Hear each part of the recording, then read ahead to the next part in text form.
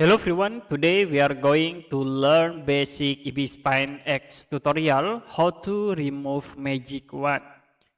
So if you want to use the magic wand, you can click this icon and then you can select like at this picture, so to be automatically selected by the color as the reference like this.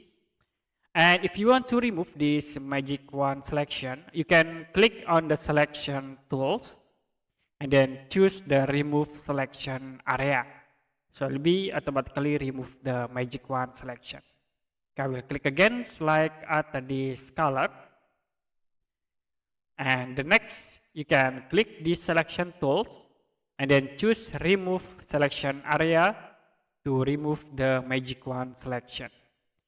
Okay, that's it for basic Ibis Paint X tutorial, how to remove magic wand. If you have any question about tutorial, you can comment below this video.